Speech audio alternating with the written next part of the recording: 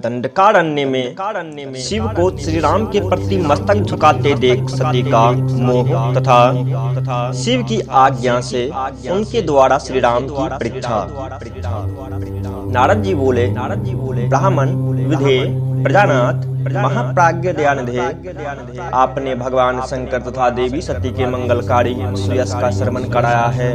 अब इस समय पुनः प्रेम पूर्वक उनके उत्तम यश का वर्णन कीजिए। उन शिव दंपति ने वहां रहकर कौन सा चरित्र किया था? ब्रह्मा जी ने कहा, मुने तुम मुझसे सती और शिव के चरित्र का प्रेम से श्रवण करो। वे दोनों दंपति वहां लौकिकी गति का आश्रय ले नित्य निरंतर क्रीड़ा क्या करते थे। तदनंतर महादेवी सती को अपने पति शंकर का वियोग प्राप्त हुआ, ऐसा कुछ श्रेष्ठ बुद्धि वाले विद्वानों का कथन है। परंतु मुने, वास्तव में उन दोनों का परस्पर वियोग कैसे हो सकता है? क्योंकि वे दोनों वाणी और अर्थ के समान एक दूसरे से सदा मिले जुले हैं, शक्ति और शक्तिमान हैं तथा चितस्वरूप है। फिर भी उनमें लीला विषयक रुचि होने के कारण वह सब कुछ संगठित हो सकता है। सती और शिव यद्यपि ईश्वर हैं, तो भी लौकिक कृति का अनुसरण करके वे जो जो लीलाएं करते हैं वे सब संभव हैं। दक्ष कन्या सती जब देखा कि मेरे पति ने मुझे त्याग दिया है, तब वे अपने पिता दक्ष के यज्ञ में गई और वहां भगवान शंकर का अनादर देख उन्होंने अपने शरीर को त्याग दिया।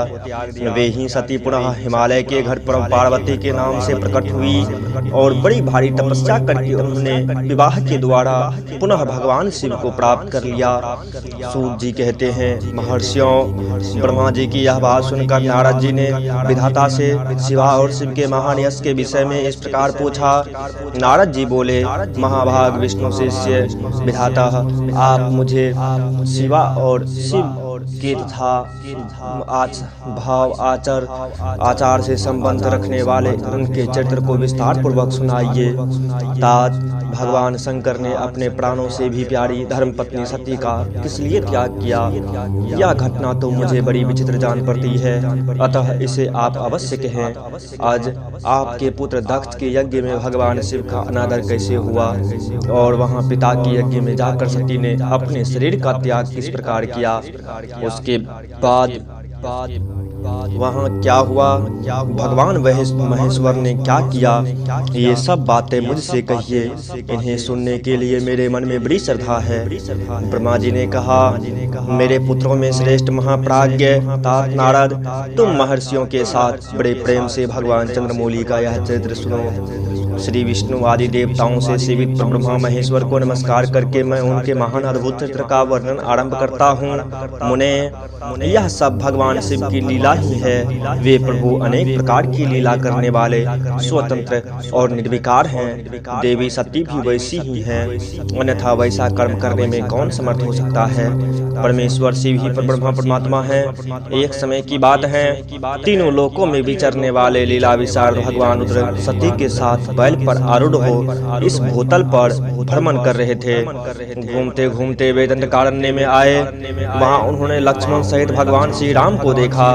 वो रावण द्वारा छल पूर्वक हरी गई अपनी प्यारी पत्नी सीता की खोज कर रहे थे। वे हा सीते ऐसा उच्चारण उच्च स्वर से पुकारते, जहाँ तहाँ देखते और बारंबार रोते थे। उनके मन में विरह का आवेश छा गया था। सूर्य वंश में उत्पन्न वीर भोपाल दशरथ नंदन भरताग्रज श्री राम आनंद रहित हो लक्ष्मण के साथ वन में भ्रमण कर रहे थे और उनकी कांति फीकी पड़ गई थी। उस समय उदार चेता पूर्णाकाम भगवान शंकर ने बड़ी प्रसन्नता के साथ उन्हें प्रणाम किया और जय जयकार करके वे दूसरी ओर चल दिए। भक्त वत्सल शंकर ने उस वन में श्री राम के सामने अपने को प्रकट नहीं किया। भगवान शिव की मुंह में डालने वाली ऐसी लीला देख सती को बड़ा विस्मय हुआ। वे उनकी माया से मोहित हो उनसे इस प्रकार बोली।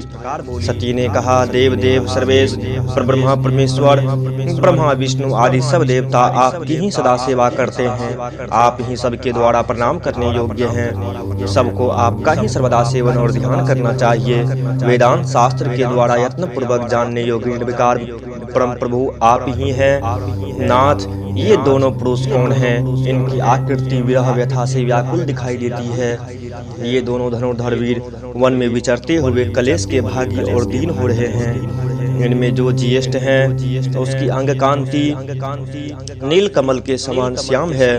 उसे देखकर किस कारण से आप आनंद विभोर हो उठे थे? आपका चित्त क्यों अत्यंत प्रसन्न हो गया था? आप इस समय भक्त के समान विनम्र क्यों हो गए थे? स्वामीन कल्याणकारी शिव, आप मेरे संशय को सुने। प्रभु से वे स्वामी अपने सेवक को प्रणाम करें, यह उचित नहीं जान पड़ता। ब्रह्मा जी कहते हैं, नारद कल्याणमय परमेश्वरी आदि शक्ति देवी सती ने शिव की माया के वशीभूत होकर जब भगवान शिव से इस प्रकार प्रश्न किया, तब सती की वह बात सुनकर लीला विशारद परमेश्वर शंकर हंसकर उनसे इस प्रकार बोले। परमेश्वर ने कहा, देवी सुनो, मैं प्रसन्नता पूर्वक यथार्थ बात कहता हूँ, इसमें छल नहीं है। वरदान के प्रभाव से ही मैंने इन्हें आदर पूर्वक प्रणाम किया है। प्रिय, ये दोनों भाई वीरों द्वारा सम्मानित है। इनके नाम है श्री राम और लक्ष्मण। इनका प्राकट्य सूर्यवंश में हुआ है। ये दोनों राजा दशरथ के विद्वान पुत्र हैं। इनमें जो गोरे रंग के छोटे बंधु हैं वे साक्षात शेष के अंश हैं। उनका नाम लक्ष्मण है। इनके बड़े भैया का नाम श्री राम है। इनके रूप में भगवान विष्णु ही अपने संपूर्ण अंश से प्रकट हुए हैं। उपद्रव इनसे दूर ही रहते हैं। ये साधु पुरुषों की रक्षा और हम लोगों के कल्याण के लिए इस पृथ्वी पर अवतीर्ण हुए हैं। ऐसा कहकर सृष्टिकर्ता भगवान शंभु चुप हो गए। भगवान शिव की ऐसी बात सुनकर भी सती को के मन को इस पर विश्वास नहीं हुआ।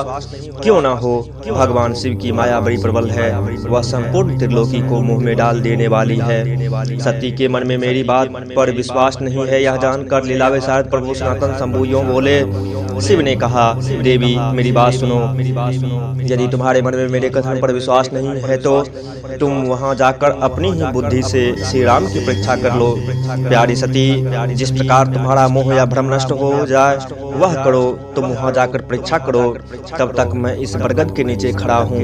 ब्रह्मा जी कहते हैं, नारद भगवान शिव की आज्ञा से ईश्वरी सती वहां गई और मन ही मन यह सोचने लगी कि मैं वनचारी राम की कैसी परीक्षा करूं।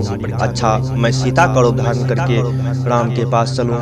यदि राम साक्षात विष्णु हैं तब तो सब कुछ जान लेंगे, अन्यथा वे मुझे नहीं पहचानेंगे। ऐसा विचार सती सीता बनकर श्री राम के समीप उनकी परीक्षा लेने के लिए गई। वास्तव में वे मुंह में पड़ गई थी। सती को सीता के रूप में सामने आई देख शिव का जप करते हुए रघुकुल नंदन श्री राम सब कुछ जान गए और हंसते हुए उन्हें नमस्कार करके बोले। श्री राम ने पूछा, सती जी आपको नमस्कार है, आप प्रेम पूर्वक बताएं भगवान शंभु कहाँ गए हैं? आप पति के बिना अकेली ही इस वन में क्यों कर आई? देवी, आपने अपना रूप त्याग कर किस लिए यह नूतन रूप धारण किया है? मुझ पर कृपा करके इसका कारण बताइए। श्री रामचंद्र जी की यह बात सुनकर सती उस समय आश्चर्यचकित हो गई।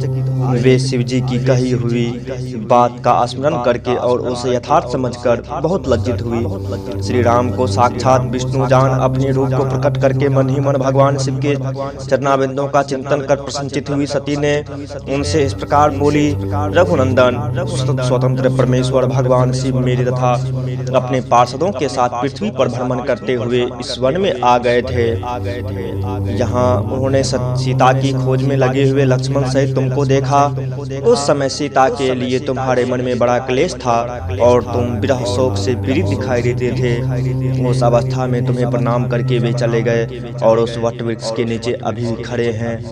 भगवान शिव बड़े आनंद के साथ तुम्हारे वैष्णव रूप की उत्कृष्ट महिमा का गान कर रहे थे।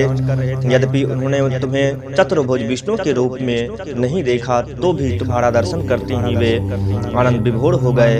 इस निर्मल रूप की ओर देखते हुए उन्हें बड़ा आनंद प्राप्त हुआ। इस विषय में मेरे पूछने पर भगवान शंभु ने जो बात कही उसे सुनकर मेरे मन में भ्रम उत्पन्न हो गया। अतः राघवेंद्र, मैंने उनकी आज्ञा लेकर तुम्हारी परीक्षा की है। श्री राम, अब मुझे ज्ञात हो गया कि तुम साक्षात विष्णु हो। तुम्हारी सारी प्रभुता मैंने अपनी आंखों देख ली, अब मेरा संशय दूर हो गया। तो भी महामते, तुम मेरी बात सुनो, मेरे सामने यह सच सच बताओ कि तुम भगवान शिव की भी वंदनीय कैसे हो गए। मेरे मन में यही एक संदेह है, इसे निकाल दो और शीघ्र ही मुझे पूर्ण शांति प्रदान करो। सती का यह वचन सुनकर श्री राम के नेत्र प्रफुल्ल कमल के समान खिल उठे। उन्होंने मन ही मन अपने प्रभु भगवान शिव का स्मरण किया। इससे उनके हृदय में प्रेम की बाढ़ आ गई। उन्हें आज्ञा न होने के कारण वे सती के साथ भगवान शिव के निकट नहीं गए तथा मन ही मन उनकी महिमा का वर्णन करके श्री रघुनाथ जी ने सती से कहना प्रारंभ किया, जय शिव शंभो।